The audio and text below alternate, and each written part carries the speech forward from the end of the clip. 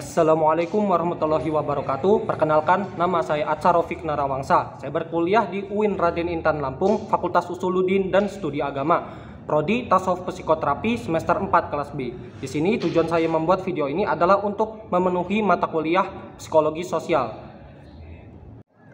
Nah, di video ini saya akan membahas salah satu isu yang terjadi di lingkungan sosial dalam konteks psikologi sosial. Dan ini cukup sering terjadi di sekitar kita. Nah, salah satunya itu adalah isu agresi. Nah, agresi adalah salah satu perilaku yang dimaksudkan untuk menyakiti orang lain baik secara fisik maupun psikologis. Nah, salah satu contoh agresi yang paling sering terjadi di lingkungan masyarakat itu contohnya adalah tawuran.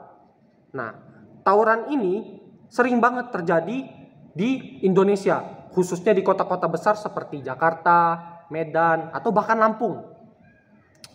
Dan tawuran ini tidak hanya melibatkan anak-anak SMA, bahkan kuliah juga pun sering terjadinya tawuran antar mahasiswa. Nah, tawuran ini sendiri dikategorikan ke dalam dua jenis agresi. Yang pertama, agresi hostile atau bermusuhan. Nah, ini dilakukan dengan niat untuk menyakiti kelompok lain, dilandasi dengan kemarahan, dendam, atau provokasi.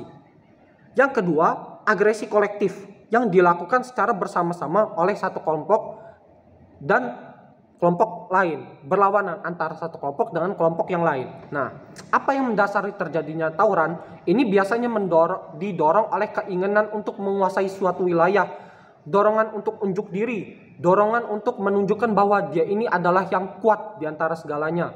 Nah, ada satu teori yang dapat dipakai sebagai langkah untuk mengatasi masalah ini. Nah, teori ini dikemukakan oleh Solomon Asch, yaitu teori konformitas dan tekanan sosial. Nah, solusinya itu ialah dengan membangun budaya kelompok yang positif.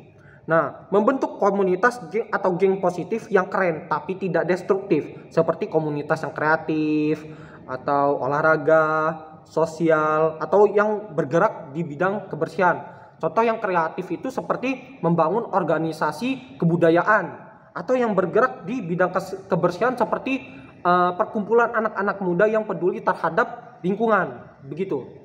Nah, itu juga bisa diterapkan dengan membersihkan lingkungan atau mengadakan sebuah event-event yang berkaitan dengan isu-isu kebersihan lingkungan, bahkan juga terkait globalisasi atau pemanasan global.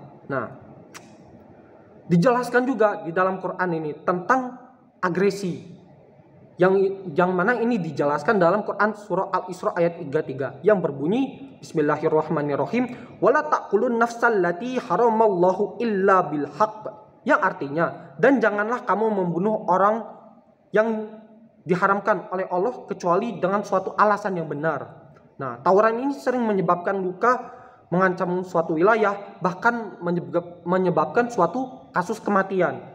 Nah, Al-Quran ini sangat melarang tindakan menyakiti atau membunuh tanpa alasan yang benar atau alasan yang sah, begitu. Contoh alasan yang sah itu, misalnya kamu dibegal atau dirampok. Nah, kamu boleh saja untuk melawan. Nah, kematian jika kamu melawan itu kan sesuatu yang tidak bisa disalahkan karena kamu berniat untuk membela diri. Nah, itu salah satu contoh alasan yang sah. Nah, kemudian ada pula pandangan hadis yang berbunyi al-muslimu akhu al-muslimi la yazlimuhu wa la yuslimuhu, yang artinya seorang muslim adalah saudara bagi muslim lainnya. Ia tidak menzoliminya dan tidak pula menyerahkannya kepada musuh. Nah, hadis riwayat Al-Bukhari dan Muslim. Sekian, terima kasih.